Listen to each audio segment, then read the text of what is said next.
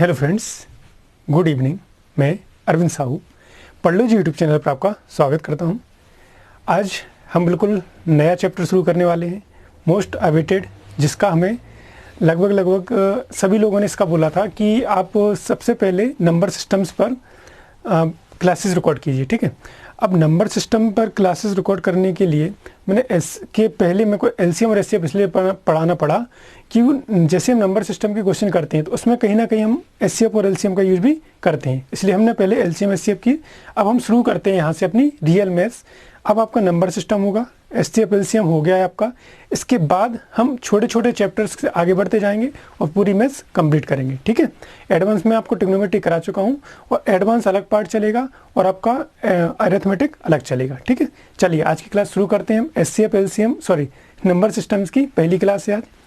आपके सामने number system में कुछ संख्याएं आपको बताने के लिए मैंने पहले से लिख रखी है, आपका टाइम वेस्ट ना हो। इन संख्याओं पर जाने से पहले मैं आपको बताता हूँ कि डिजिट क्या होते हैं, ठीक है, नंबर्स क्या होते हैं, संख्या क्या होती है और अंक क्या होते हैं। तो सबसे पहले मैं आपसे बात करूं कि डिजिट, एक छोटी सी डेफिनेशन डिजिट की देखें। डिजिट को हम बोलते हैं हिंदी में अंक, कि अंक क्या होते हैं। थोड़ा दिमाग पे जोर डालिए और बताइए कि अंक की डेफिनेशन क्या होगी, अंक क्या होते हैं, हम किस चीज़ को अंक बोलते हैं। कुछ समझ में आ रहा है कि अंक होते क्या हैं। अंक हम पढ़ते हैं 1 2 3 4 ये सब अंक हैं, लेकिन होते क्या है। तो अंक कुछ नहीं है, केवल एक सिंबल है। अंक क्या है, एक सिंबल है। जैसे कि मैं आपसे बोलूं कि डिजिट कितने होंगे टोटल, तो आप तुरंत बता दो कि टोटल डिजिट कितने होंगे, 10 होंगे। कितने, 10। कौन कौन से होंगे, देखिए। अगर मैं आपसे बात करूं कि डिजिट टोटल कितने होंगे, तो वो 10। कौन से, देखिए, 0 1 2 3 4 5 6 7 8 9, बस। इनके अलावा कोई से भी डिजिट आपने देखे हैं क्या? अभी नहीं देख सकते क्योंकि इनके अलावा कुछ होते ही नहीं है। ठीक है, तो मैं क्या बोल रहा हूँ कि डिजिट क्या होते हैं, डिजिट होते हैं एक सिंबल, केवल और केवल सिंबल। मैं बोलूँगा 1, तो 1 के लिए आपने क्या बना दिया, ये सिंबल बना दिया। ठीक है, जिसको हमने क्या नाम दिया, डिजिट नाम दिया। ठीक है, मैंने बोला आपके 3, तो 3 के लिए आपने क्या बना दिया, ये सिंबल बना दिया, ये प्रतीक चिन्ह बना दिया कि इसको क्या बोलेंगे हम, 3। ठीक है, तो डिजिट आपने आपको बताया कि डिजिट आपको समझ में आया होगा कि डिजिट क्या होती है। डिजिट आपकी टोटल डिजिट होती हैं 10। पॉइंट क्लियर है। चलिए अब मैं आपको बता रहा हूँ संख्या, न्यूमरल्स और संख्या, ये क्या होंगी। तो संख्या क्या होंगी, संख्या होगी आपकी एक छोटे छोटे जो आपकी डिजिट से मिलकर जो बनेंगी उनको हम संख्या कहलाएंगी। संख्या क्या बताएंगी, आपकी संख्या किसी भी ऑब्जेक्ट की नंबर बताएंगी। ठीक है, मतलब कि आपकी काउंट लेवल बताएंगी कि इसमें कितनी इसकी मेजरमेंट है, क्या इसकी लेवल है, कहाँ तक ये हो सकती है। ठीक है, तो ये क्या बताएगी आपकी संख्या, न्यूमरल्स, नंबर। अब जैसे मैं आपसे बोलूँ कि एक क्या है, एक क्या है, तो आप बोलोगे कि एक क्या है, एक डिजिट है। अभी बताया था हमने थोड़ी देर पहले कि 0 से लेके 9 तक क्या है, आपकी डिजिट है। तो क्या मैं बोलूँ कि एक संख्या है या डिजिट है, तो आप क्या बोलोगे कि सर एक क्या है, सबसे पहले तो ये डिजिट है, लेकिन साथ ही साथ ये क्या है, नंबर्स भी है। तो एक को हम क्या बोलेंगे कि एक क्या है, नंबर्स है, जिसका डिजिट कितना है, 1 है। क्लियर। चलिए अगर मैं इसमें लिखता हूँ 1 2 3, तब क्या होगा, तब भी ये संख्या है जिसमें नंबर कितने, संख्या कितनी है, संख्या केवल एक है जिसमें डिजिट कितने हैं, 3। कौन कितने डिजिट हैं, 1 2 3। तो ये क्या हो जाएंगे आपके, 1 एक डिजिट हो गया, ठीक है, और 2 एक डिजिट हो गया और एक 3 डिजिट हो गया। तो मैं क्या बोलूँगा कि ये जो 1 2 3 नंबर है, 123 नंबर्स है, ये संख्या तो एक ही है, नंबर एक ही है, लेकिन इसमें कितने डिजिट इंक्लूड हैं, 3 डिजिट इंक्लूड हैं। कौन कौन से, 1 2 और 3। तो हम बोलेंगे कि ये 3 अंकों की एक संख्या है। ठीक है, a number which can made from 3 digit. ठीक है, चलिए इतना हो गया। अगर मैं बोलूँ कि इसमें कितने नंबर्स हैं आपके, कितनी, ये क्या है आपके पास,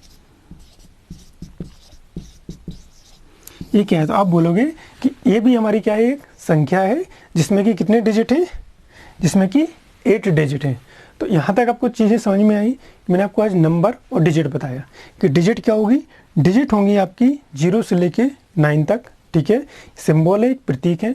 संख्या क्या होगी, संख्या होगी कि डिजिट की सहायता से, डिजिट की अपने अंकों की सहायता से जो संख्या लेकिन वो अपनी संख्या कहलाएगी। संख्या आपकी 1 अंक की हो सकती है, 2 अंक की हो सकती है, 3 अंक की हो सकती है और कितने भी अंकों की हो सकती है, ठीक है। लेकिन मिलेगी कितने, किससे बनेगी, हमेशा डिजिट से मिलकर बनेगी। आपके जो 0 से लेकर डिजिट में क्या रहेंगे, 0 से लेकर 9 ही डिजिट रहेंगे और केवल 10 ही डिजिट होते हैं और इनके यूज से ही हम संख्या बना सकते हैं। इतनी बात क्लियर है। चलिए आगे बढ़ते हैं।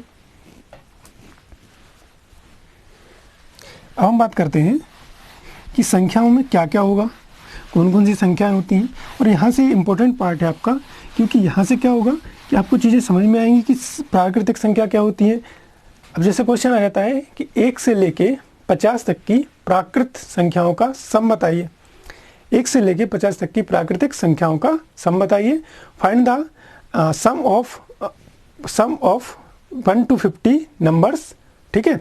अब हमें सबसे पहले क्या बताना है कि नेचुरल नंबर्स क्या होते हैं, पूर्ण संख्या क्या होती है, पूर्णांक संख्या क्या होती है, सम विषम और चक्रीय संख्या क्या होती है। तो सबसे पहले हम देखेंगे कि प्राकृतिक संख्या क्या होती है।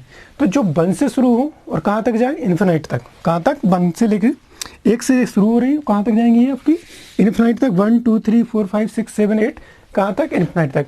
इसमें सारे नंबर क्या रहेंगे, पॉजिटिव रहेंगे, ठीक है। और कहाँ से स्टार्ट होंगे, 1 से कहाँ तक जाएंगे, इन्फिनाइट तक। पॉइंट क्लियर है। ये छोटे छोटे पॉइंट है जो कि हमें एग्जाम में काफ़ी हेल्प करते हैं और इनकी मदद से ही हम क्वेश्चन जो अपने नंबर सिस्टम में है, काफ़ी क्वेश्चन में आप फंस सकते हैं। अगर आपको ये सारे नंबरों में डिफरेंस पता नहीं है कि कौन हमारी सम है, कौन विषम है, कौन इंटीजर है, कौन हमारी होल नंबर है, कौन हमारे नेचुरल नंबर है। तो नेचुरल नंबर क्या होंगे, नेचुरल नंबर होंगे आपके 1 से लेकर इन्फिनाइट तक, ठीक है। और सारे पॉजिटिव नंबर। क्लियर है। ये हो गया हमारा प्राकृत संख्या, नेचुरल नंबर। पॉइंट क्लियर है। आगे बढ़ते हैं। अब हम आते हैं नंबर 2 पर, अपनी पूर्ण संख्याओं पे।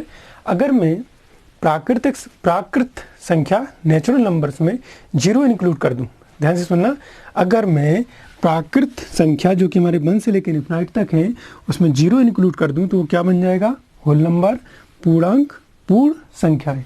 क्लियर है। तो मैं अगर आपसे पूछूं कि सबसे छोटा पूर्ण संख्या कौन सी है, तो वो कौन सी है, 0।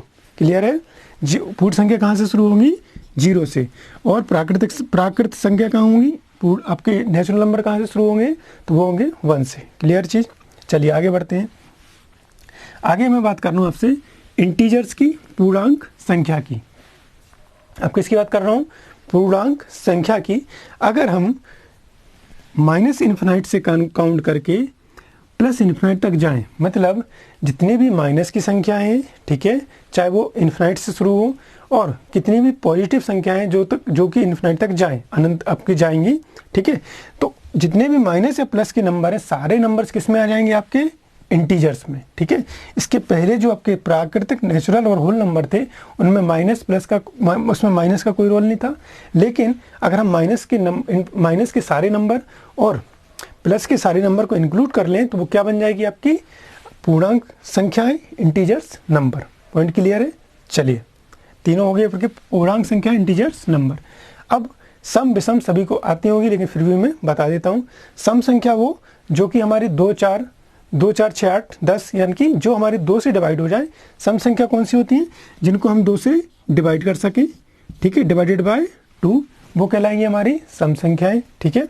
विषम संख्या क्या कहलाएंगी, जिसको हम 2 से भाग ना दे सकें, सॉरी, जो भी, ठीक है, जिसको हम 2 से भाग ना दे सकें, मतलब जितनी भी संख्या होंगी जिनमें हम 2 से कंप्लीटली डिवाइड ना कर सकें, वो क्या कहलाएंगी, हमारी विषम संख्याएं, ठीक। आगे बढ़ते हैं। इंपॉर्टेंट है चक्रीय संख्याएं। चक्रीय संख्या क्या होगी, साइक्लिक नंबर। साइक्लिक नंबर वो नंबर होता है कि जिसमें आप किसी भी नंबर का इंटू करेंगे तो आपको यही नंबर, इन्हीं नंबरों से वो मिलकर वो संख्या बनेगी। जैसे कि देखते हैं, मैं आपको एग्जांपल बता रहा हूँ चक्रीय संख्या का। हमारे पास एक नंबर है, चक्रीय संख्या में नंबर है 142857, ठीक है, 142857। आप इसमें मान लीजिए 2 से इंटू कीजिए। इसमें हमने इंटू किया 2 से, ठीक है। देखिए 4, ठीक है, ये हो जाएगा 1 7 5 और 2। तो आपने क्या देखा कि हम जब चक्रीय संख्या में, साइक्लिक नंबर में किसी भी संख्या से इंटू करेंगे तो जो संख्या हमें प्राप्त होगी वो सारे नंबर्स जो होंगे वो चक्रीय संख्या के नंबर होंगे, एक भी नंबर आपको अलग नहीं मिलेगा। जैसे कि मैं बात करूं, ये है आपका 1, तो इसमें हमें 1 मिल गया, 4 है तो 4 मिल गया, 2 है तो 2 मिल गया, 8 है 8, 5, 7, ये सारे नंबर्स हमें इसके एज इट इज मिल गए। अब इसमें 3 का भी इंटू कर दीजिए। चलिए 3 का इंटू भी देख लेते हैं एक बार। अगर हम 1 4 2 8 5 7 में 3 का इंटू करें तो हमें क्या नंबर मिलेंगे, यही नंबर अलग अलग प्लेस पर मिलेंगे। ठीक है, चलिए देख लेते हैं। 7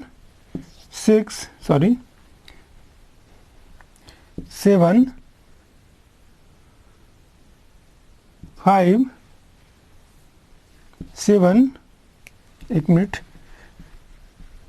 ठीक है, 8 2 और क्या बचा आपके पास, ये आ गया आपके पास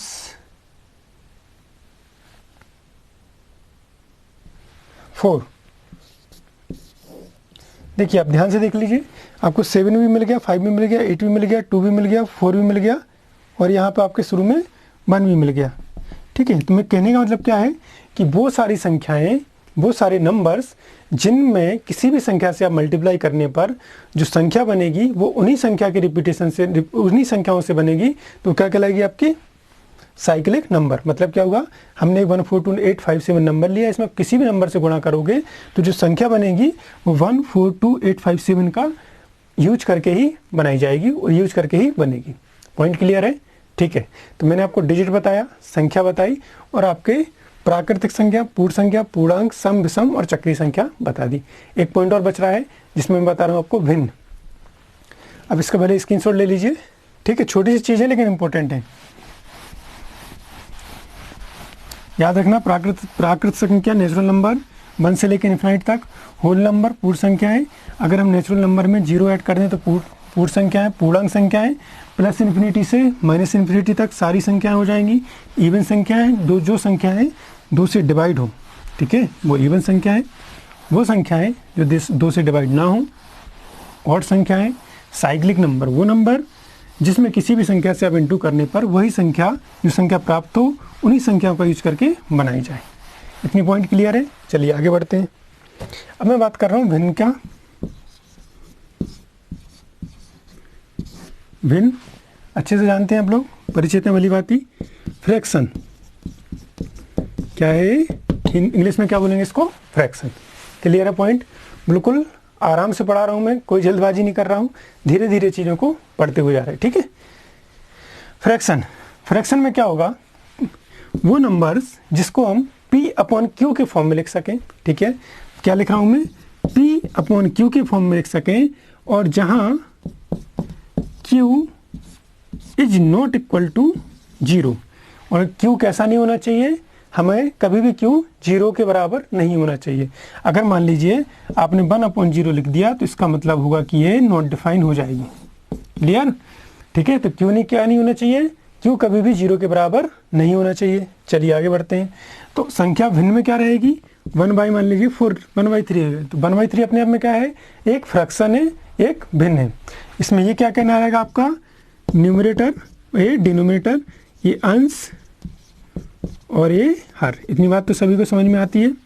ठीक है, तो ये क्या कहलाएगी आपकी भिन्न। भिन्न की डेफिनेशन आपको समझ में आ गई, भिन्न क्या होता है ये आपको समझ में आ गया।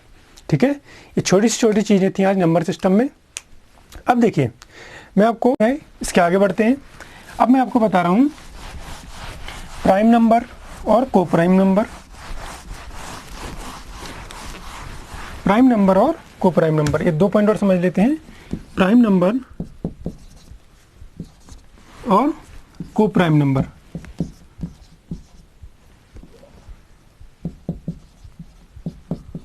ठीक है, प्राइम नंबर क्या होंगे, वो संख्याएं जो स्वयं से और एक के अलावा, जो केवल अपने आप से और एक के अलावा किसी दूसरी संख्याओं से डिवाइड ना हो। प्राइम नंबर क्या, अभाज्य संख्याएं, अभाज्य संख्याएं। ठीक है, और कोप्राइम क्या आएंगे, सह अभाज्य संख्याएं।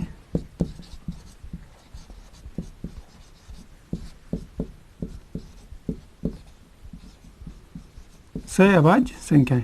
अब ध्यान से समझना, कोप्राइम नंबर, प्राइम नंबर क्या होगा। अब देखिए प्राइम नंबर और कोप्राइम नंबर आपके केवल मैथ्स में नहीं, रीजनिंग में भी कहीं ना कहीं यूज में आ जाते हैं। जैसे कि कभी आपको ऑड वन आउट जो क्वेश्चन आते हैं ना आपके रीजनिंग में कि इसके रिलेशन इससे है तो इसका रिलेशन किससे होगा, तो इस टाइप में आपको देखना कि मैक्सिमम नंबर अधिकतर अगर कहीं फंसोगे ना आप, तो प्राइम और कोप्राइम वाले नंबर में आप कहीं ना कहीं फंस सकते हैं। ठीक है, तो ध्यान समझना, प्राइम नंबर अभाज्य संख्याएं वो संख्याएं जो केवल अपने आप से मतलब स्वयं से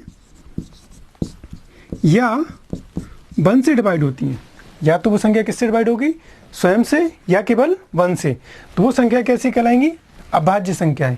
जैसे कि मैं बात करूं 2, ठीक है, 3, 5, 7, आगे बढ़े तो हम 11, ठीक है। तो इस टाइप की संख्याएं जो होंगी वो अभाज्य संख्या कहलाएंगी। 2 केवल 1 से और स्वयं से विभाजित होती है, इसके अलावा कोई नंबर है जो 2 को डिवाइड कर सके, नहीं है। सेम 3 केवल 1 से और 3 से डिवाइड होती है। 5 भी 1 से और 5 से डिवाइड होता है। तो वो संख्याएं जो केवल स्वयं से मतलब अपने आप से और 1 से डिवाइड हो वो क्या कहलाएंगी, हमारी अभाज्य संख्याएं। पॉइंट क्लियर है, आगे बढ़े। अब आते हैं कोप्राइम नंबर। ये चीज़ मैं आपको एलसीएम से भी बता चुका हूँ, फिर से बता रहा हूँ। कोप्राइम नंबर वो सभी अभाज्य संख्याएं होती हैं जो जैसे मतलब किस में होंगी, एक पेयर में होंगी। मान लीजिए 2 और 3, तो ये सहअभाज्य संख्याएं कहलाएंगी क्योंकि ये आपस में एक दूसरे को कभी डिवाइड नहीं करेंगी। पॉइंट क्लियर है, वो संख्याएं हैं जो आपस में एक दूसरे को कभी डिवाइड ना करें, उनका उभयनिष्ठ गुणनखंड वो क्या हो, 1 हो, तो वो संख्या क्या कहलाएंगी, कोप्राइम नंबर सहअभाज्य संख्याएं। और देख लेते हैं एग्जाम्पल। मान लीजिए 4 और 5, ठीक है। अब 4 और 5 कभी आपस में एक दूसरे को डिवाइड करेंगी, नहीं करेंगी। इनका उभयनिष्ठ गुणनखंड कितना होगा, अब देखेंगे कि इसका कॉमन जो मल्टीपल रहेगा कितना रहेगा, 1 रहेगा, ठीक है। तो वो संख्या है जो स्वयं से या 1 से डिवाइड हो, अभाज्य संख्या है। कोप्राइम नंबर सहअभाज्य संख्या है वो संख्या है जो जिनका आपस में कॉमन जो उभयनिष्ठ गुणनखंड रहे वो 1 रहे, वो आपस में रहेंगे आपकी सहअभाज्य संख्या है। ठीक है, तो चलिए आज छोटी सी क्लास थी आपकी, नंबर सिस्टम का इंट्रो समझ लीजिए आज इसको, फिर इसके बाद हम अपनी नई क्लास में मिलते हैं। आज की क्लास में इतना ही रखते हैं इसको।